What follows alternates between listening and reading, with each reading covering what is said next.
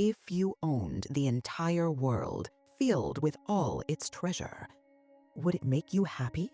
More importantly, when your time is done, won't it all be for nothing? This isn't just a hypothetical question. It's the most important question ever asked. And the answer was given in a story.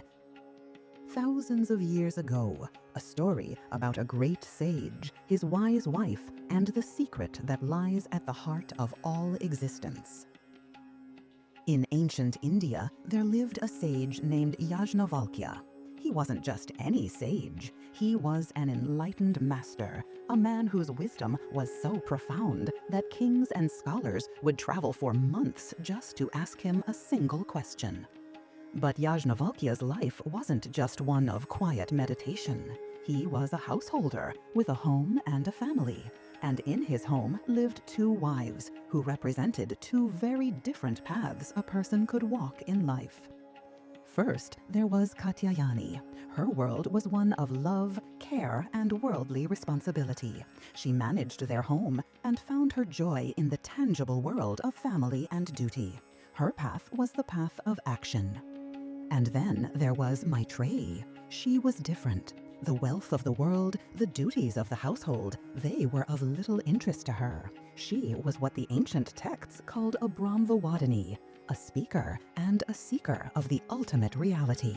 Her heart wasn't searching for possessions, it was searching for answers. After a long life of teaching and guiding others, Yajnavalkya felt he had reached his final chapter. It was time to leave the world behind, to let go of all responsibilities and retreat into the forest for a life of pure contemplation. He called Maitreyi to his side and spoke gently, saying, "Maitreyi, I am about to renounce this home and this life. Before I go, I wish to divide my worldly possessions between you and Katyayani so that you may both live comfortably." He offered her everything: wealth, security, a life of ease. But Maitreyi looked past the offer and into the heart of the matter. Her reply would become one of the most famous questions in the history of philosophy. She asked her husband, "My lord, if this entire earth, filled with all its treasure, were mine, would it, through any means, make me immortal?" Yajnavalkya replied, "No, my beloved, not at all. Your life would be like that of any wealthy person, but of immortality there would be no hope." Maitreyi then asked a question that cut to the very core of existence. "Then what shall I do with that which I cannot keep from death?" With that one question, Maitreyi proved she was ready for the highest knowledge. A smile touched Yajnavalkya's lips. He told her, "You have always been dear to me, Maitreyi, and with this question, you have become dearer still. Sit, let me tell you the secret." He began to explain. "My dear, we do not love the husband for the husband's sake. A wife loves the husband for the sake of the self. We do not love the wife for the wife's sake, but for the sake of the self." This is a revolutionary idea.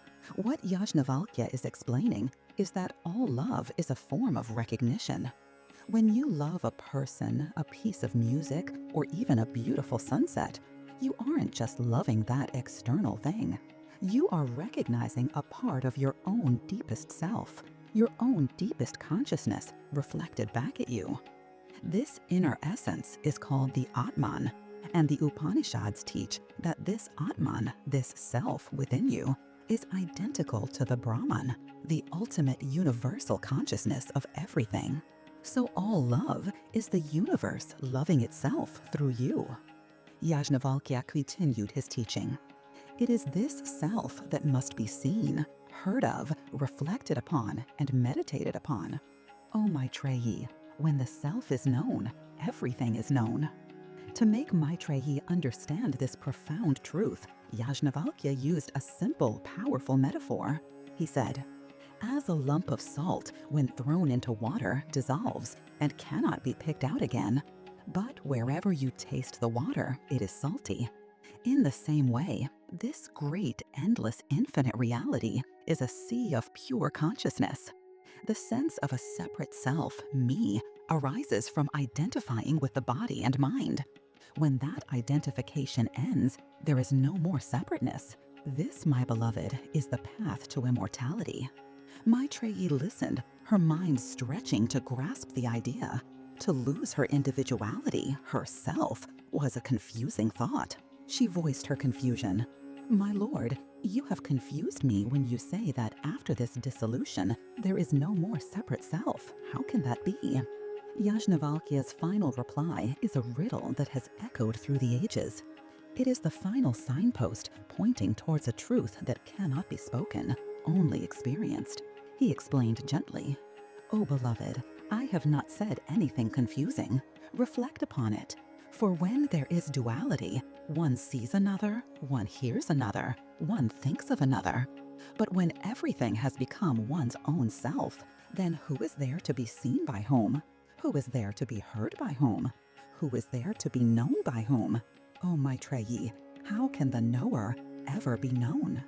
With that final unanswerable question, Yajnavalkya gave Maitreyi the ultimate key. The knower, our own consciousness, can never be an object that we can see or analyze, because it is the very subject that does the seeing and analyzing.